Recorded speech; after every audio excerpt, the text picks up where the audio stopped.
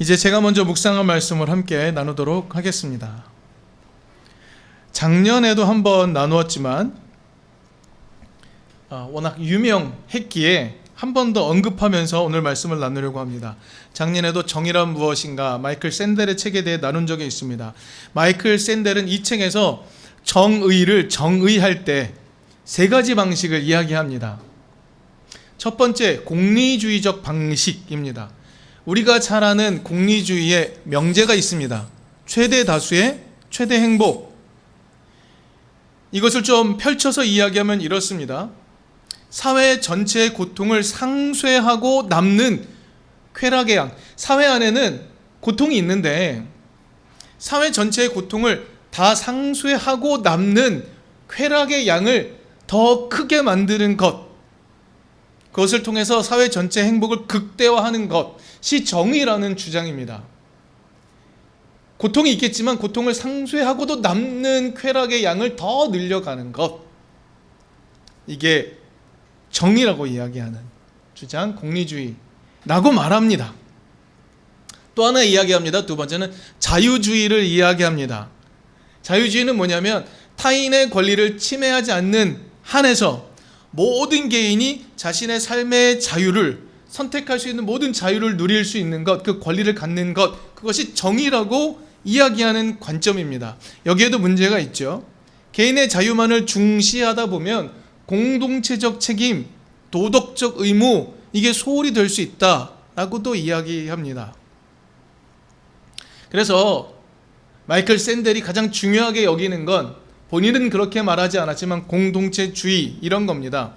미덕을 키우는 것, 공공선을 키우는 것, 이것이 정의다라고 이야기합니다. 공공의 선을 기르는 것이 정의다. 이 사람은 이렇게 이야기합니다. 그래서 그는 정의에 대한 정의를 내리고 있습니다. 그런데 이 사람의 이야기에 다 포함되지 않는 정의의 문제는 여전히 존재하고 있습니다.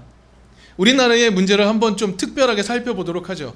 우리나라에서 정의 논쟁은 무엇으로 바뀌었냐면 공정 논쟁으로 바뀐 적이 있습니다.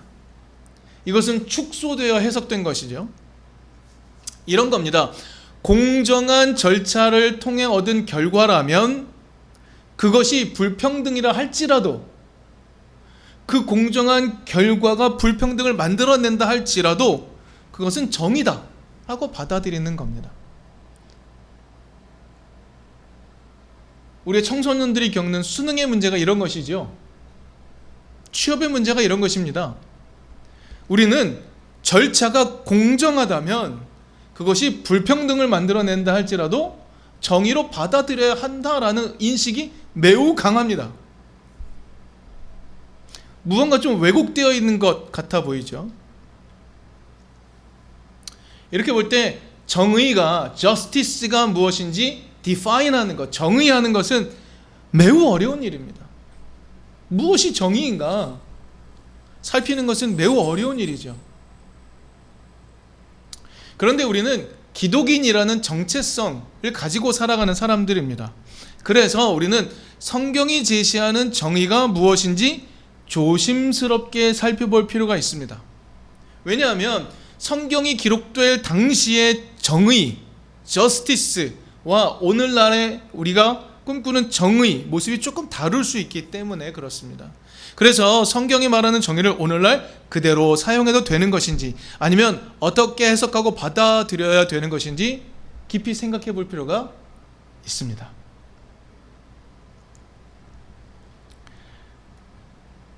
그래서 오늘 우리는 본문 야고보서를 통해서 정의와 평화를 좀 살펴보려고 합니다. 말씀드린 것처럼 야고보서는 조금 큰 맥락에서, 전체 맥락에서 한번 살펴봐야 할 필요가 있습니다. 야고보서가 기록될 당시는 우리가 잘 알듯이 로마 시대입니다. 그 시대의 정의, 그 시대의 평화가 어떤 의미인지 우리는 이해해 봐야 되는 것이죠. 여러분, 로마가 지배하는 세상 속에서의 정의와 평화는 어떤 논리 위에 세워진 것일까요? 두말할 여지 없이 힘의 논리 위에 세워진 것입니다. 학자들이 연구를 했는데요. 로마에서의 정의는 어떤 것이냐면 제국의 통치 구조를 세우고 시민들이 그 통치에 복종하여 질서를 유지하는 것. 이것이 정의, justice였다고 합니다. 조금 다르게 이야기해 볼까요? 로마 당시의 정의는 힘을 가진 강자들의 권리가 보장되는 것, 약자들은 그들이 만들어 놓은 질서에 순응하면 되는 것이었습니다. 그래서 로마의 권력자들은요, 자신에게 보장된 권리를 통해서 강자로서 만들어진 이 평화에 순응하면 진짜 평화가 오는 거야 라고 말했다는 겁니다. 우리에게 익숙한 표현이 있죠. 팍스 로마나, 로마의 평화, 로마에 의한 평화, 우리가 잘 알고 있습니다. 로마가 평화로웠다, 우리 이렇게 상상하게 되죠. 그러나 그렇지 않습니다. 팍스 로마나는 어떻게 유지되었는가? 로마가 가진 군사적 힘의 우위, 그걸 통해서 경쟁자들을 압도해 버리는 겁니다. 로마가 정복한 모든 제국의 전 지역 주변부까지 거기에 존재하는 경쟁자들, 잠재적 위협들을 다 폭력으로 제압하는 겁니다. 그렇게 해서 유지되는 것이 팍스 로마나였다는 것이죠. 그러니 팍스 로마나라는 표현은 강자들의 평화라고 말할 수 있는 겁니다. 그런데 사실 로마인들은요, 이 팍스 로마나, 평화라는 말을 별로 좋아하지 않았다고 해요. 평화라는 말 자체를 별로 좋아하지 않았다고 합니다. 왜냐하면 이렇게 말했다고 합니다. 평화 그리고 여가, 좀 쉼을 즐기는 것, 이런 거는 힘을 약화시키고 국가를 유지하는 자제력을 파괴한다, 이렇게 생각했다는 겁니다. 그래서 평화라는 것은, 약자들이 말하는 그런 평화라는 것, 그런 것들을 별로 좋아하지 않았다는 것이죠. 특별히 로마인들, 로마 제국의 기득권들은요, 자신들이 폭력으로 제압한 지역의 주민들을 경멸했다고 합니다. 호의를 가지고 대한 게 아니라 경멸했다고 해요. 그래서 그들이 그 주변부에, 자기가 정복한 지역에 사는 사람들이 아주 여유롭게 사는 평화, 이런 게 아니고요, 자신들이 폭력으로 제압해서 반항할 수 없는 질서를 만들어 놓은 것에 순응한 상태, 이것이 평화야 라고 주입 교육을 시켰던 것이죠. 너희들이 우리의 힘에 굴복하는 한 너희들은 평화를 누리는 거야 라고 말했다는 겁니다. 이게 야고보서가 기록된 로마 시대의 평화였습니다. 그런데 그런 시대 속에서 야고보서가 기록이 됩니다. 이 야고보서를 받아든 기독 공동체는 어떤 상황 속에서 살고 있었을까? 야고보서를 먼저 좀 설명하겠습니다. 야고보서는요, 어떤 특정 교회를, 어떤 지역을 향해서 기록된 서신이 아닙니다. 두루 읽힐 수 있도록 기록된 서신입니다. 또 하나, 야고보의 저자는 누구인가요? 정확히 알 수 없습니다. 하지만 중요한 특징이 하나 있습니다. 야고보서를 연구해 봤더니 야고보서 안에 기록되어 있는 문장이 너무 유려한 거예요. 헬라어 문법적으로 너무 유려한 겁니다. 그리고 변론의 방식이 당시의 헬라인들에게 너무나도 잘 받아들여질 만한 세련된 변론 양식이었다는 겁니다. 그러면 야고보서의 주 독자는 누구일까요? 야고보서는 누구 읽으라고 쓴 서신일까요? 야고보서를 잘 읽어보면 이런 내용이 나옵니다. 교회 안에서 이미 우위를 점하고 있는 사람들, 어떤 사람이냐면요, 세련된 사람이고요, 부유한 사람들이고요, 양질의 교육을 받은 사람들에게 야고보서가 쓰여진 겁니다. 그런데요, 야고보서는요, 그들이 만들어 놓은 아주 심각한 문제를 고발하는 서신입니다. 교회 안에 부유하고 세련되고 양질의 교육을 받은 사람들이 만들어낸 문제, 심각한 문제를 지적하는 것이 야고보서라는 겁니다. 무엇이 문제였을까요? 바로 공동체 안에 존재하는 매우 심각한 차별의 문제였습니다. 야고보서 2장 1절부터 3절까지를 제가 한번 읽어보겠습니다. 나의 형제자매 여러분, 여러분은 영광의 우리 주 예수 그리스도를 믿고 있으니 사람을 차별하여 대하지 마십시오. 이를테면 여러분의 회당에 화려한 옷을 입은 사람이 금반지를 끼고 들어오고 또 남루한 옷을 입은 가난한 사람도 들어온다고 합시다. 여러분이 화려한 옷차림을 한 사람에게는 특별한 호의를 보이면서 여기 좋은 자리에 앉으십시오 하고 가난한 사람에게는 당신은 거기 서 있든지 내 발치에 앉든지 하오 하고 말하면 4절까지 바로 여러분은 서로 차별을 하고 나쁜 생각으로 남을 판단하는 사람이 된 것이 아니고 무엇이겠습니까? 이런 이야기를 합니다. 근데요, 이런 태도가 일상이었습니다. 매우 일상적으로 일어나는 일이었다는 말입니다. 여러분, 야고보서를 받는 기독인의 상태가 학식 있는 사람들, 부유한 사람들, 지식 있는 사람들이라는 거죠. 그런 사람이 교회 안에 있다는 겁니다. 교회 안에 있다는 거예요. 그것은 무엇을 의미합니까? 교회가 로마 제국 안에 어느 정도 자리를 잡았다는 것을 의미하겠죠. 그런데 교회의 모습은 어떠했습니까? 교회의 모습이 로마 제국의 모습과 달랐을까요? 같았을까요? 야고보서 저자가 보기에 교회의 모습은 로마 제국의 모습과 조금도 다르지 않았습니다. 로마가 말하는 정의, 로마가 말하는 평화, 이것들을 교회도 그대로 받아들이고 있었던 것이죠.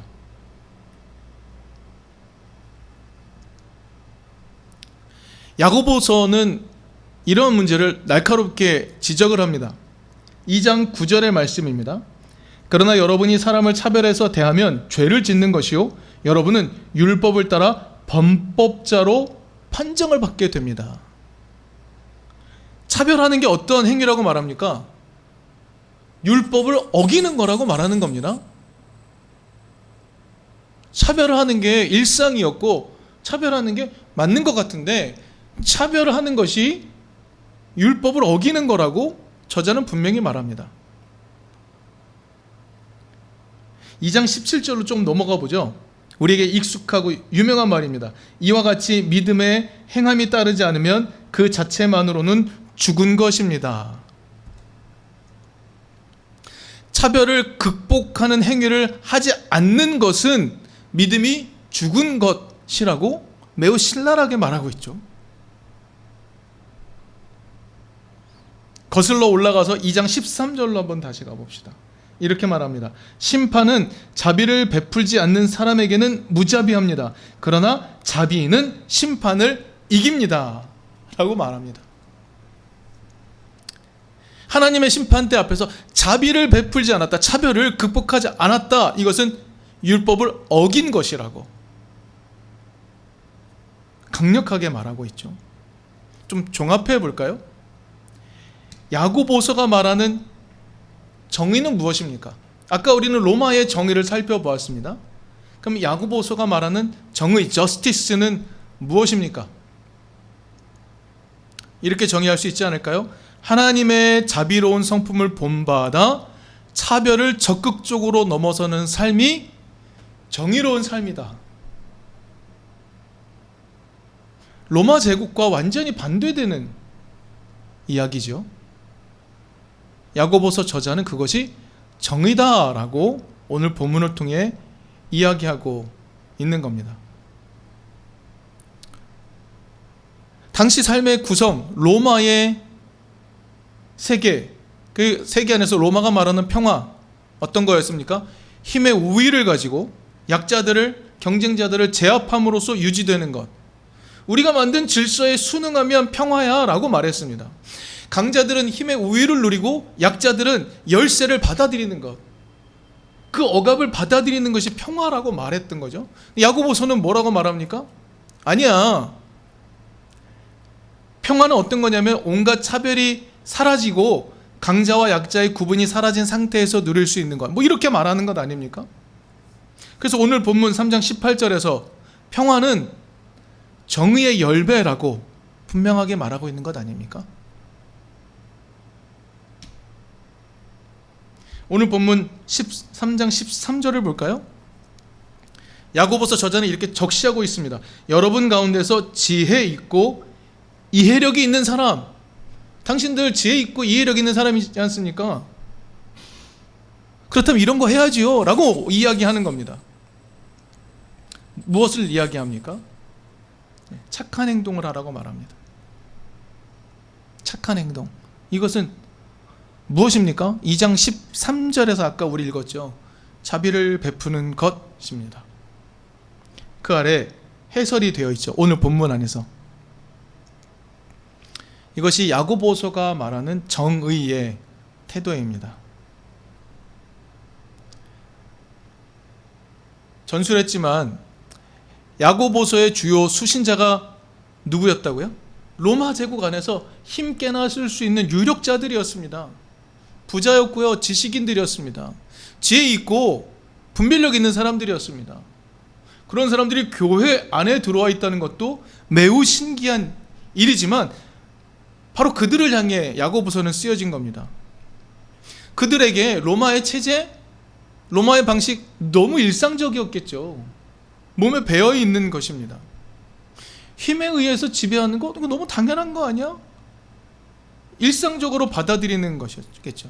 그래서 그 사람들은 자기들 교회 안에서 일어나고 있는 차별, 이것들을 인식조차 하지 못했던 겁니다. 금목걸이 하고 오는 사람은 어유 오셨어요 라고 하고, 가난한 사람에게는 저 구석에 가서 앉으시오 라고 말하는 그 태도가 하나도 잘못됐다고 여겨지지 않았던 것이죠. 이런 상황 속에 있는 사람들에게 야고보서가 말하는 겁니다. 교회 안에 있지만 로마적 방식이 너무 익숙한 기독인들에게 말하는 겁니다. 야고보서는요, 그들이 살아가고 있는 이 로마적 삶을 아주 낯설게 만들어버리죠. 그거 아니라고 말합니다. 그게 정의가 아니라고, 그게 평화가 아니라고 말하는 겁니다. 세상이 말하는 정의와 평화가 있습니다. 우리는 그것을 변하지 않는 상수로 받아들일 때가 많습니다. 왜요? 세상에서 정의와 평화를 이야기하는 사람들의 힘이 세니까요.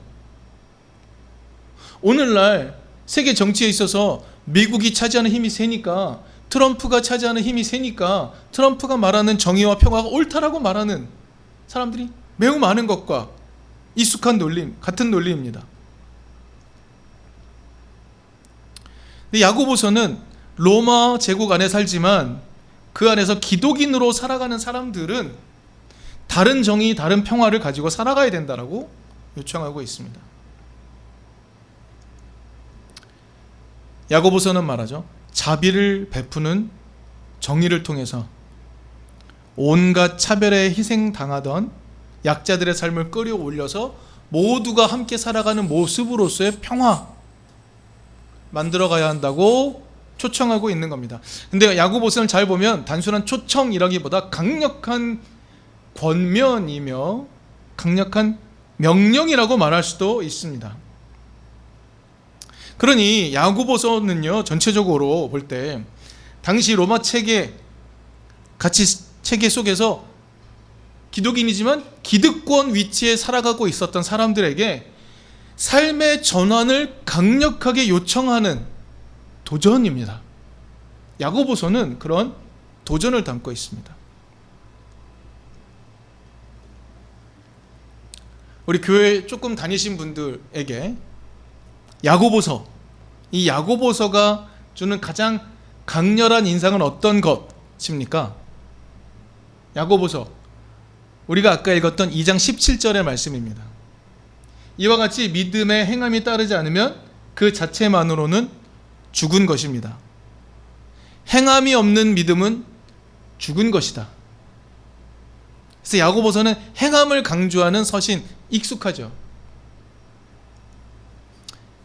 이제 오늘 우리가 살폈지만 왜 야고보서 저자는 이렇게 행함을 강조했는지 그 이유를 우리는 조금 이해할 수 있습니다. 교회 안에 함께 있는 사람 중에 로마 세계 안에서도 기득권을 누릴 수 있는 그런 사람들이 있었는데, 그들이 로마의 체제와 다르지 않은 삶을 살고 차별하고 이런 모습을 듣고 야고보서 저자는 서신을 보내서 자비롭게 살아가는 것, 이게 정의입니다. 하나님의 율법을 통과하는 정의입니다.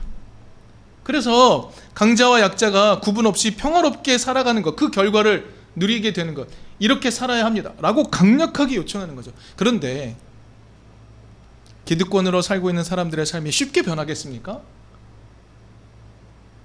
그럴 리 없죠. 그래서 아마도 야고보서 저자는 그렇게 행함을 강조했던 것 아닐까요?